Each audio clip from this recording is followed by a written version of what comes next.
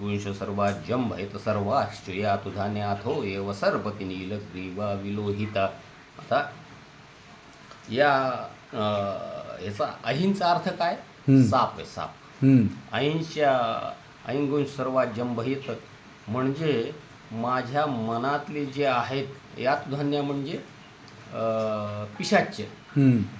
आणि ह्या गोष्टी माझ्या मनातले जे आहेत साप किंवा वाईट विचार, पिशाच्य, हे माझे तू गिळून टाक. जंभर म्हणजे गिळून टाक, दाताखाली घे, जावड्यात घे, अशा अर्थाने ही विनंती आहे रुद्राला. आणि कोणी केली ही विनंती?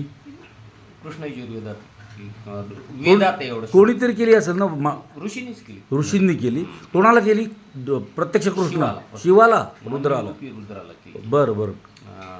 आणि मग ह्याचा अर्थ काय मला काही नाही. साप कशाला म्हणत असेल तर मग देवानंदचा पिक्चर आहे, त्यात हे गाणे, नाम धन चाहू नाम रतन चाहू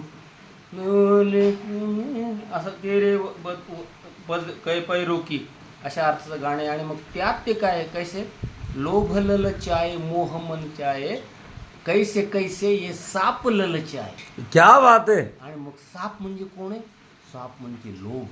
लोभ ग्रीडीनेस म्हणजे साप आहे. आणि त्याच्यामुळे ती मला असं शोधायची सवय. मी काय फार ज्ञानी वगैरे केली. गुरुदेव हे तुमच्या फ्लुएंट इंग्लिशमध्ये थोडक्यात सांगा ना. नंतर आत्ता सांगा. आत्ता बरं थांब, कट करा. मी नाही आत्ता बोला मग उठा, असं नाही चालणार. फक्त हे जे आहे ना, माझ्या अभाषिक मराठी लोकांना कळलं पाहिजे, अभाषिक हिंदी लोकांना कळलं पाहिजे. तुमचं इंग्रजी मला माहिती आहे, त्यातलं काय करता कर्म क्रियापद चुकलं तरी काही फरक पडत नाही. Please will you please explain this in English? Yes.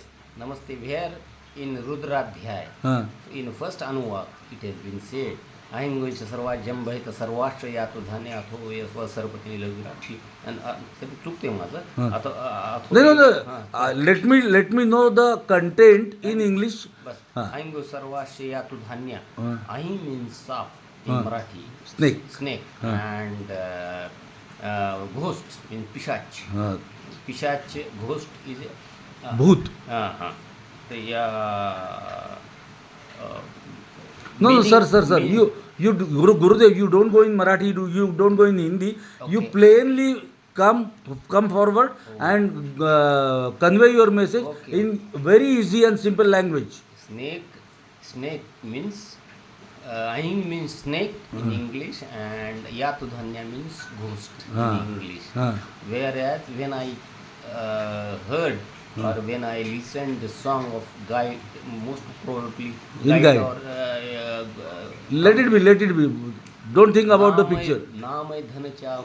Please sing that. नाम धन चाहू ना रतन चाहू तेरे कदमों की धूल मिल जा तो मैं तर जाऊं राम कर. This was the song, and in one of the stanzas it says that कैसे कैसे मोह ललचाए लोभ ललचाए साप ललचाए. ऐसे when it describes that, the same meaning the snake is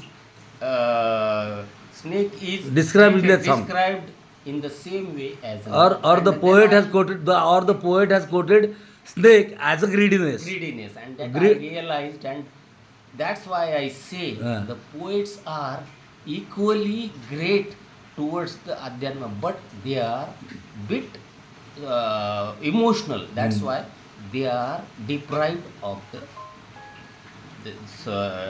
our Adhyatmic. So I'm extremely sorry. You called me as a poet, but I'm not a poet. I'm a father of poet. Yes, मी कवीचा बाप आहे. Yes.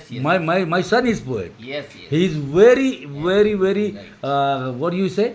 संवेदनशील. Yes, sensitive poet. Sensitive, very sensitive. Still poet is emotional, so it is bit distant from the though he's emotional, but sometimes you find he's bit irrational. Yes. And sometimes you find him very rational. Irrational, maybe spiritual. Thank you very much, sir. Okay.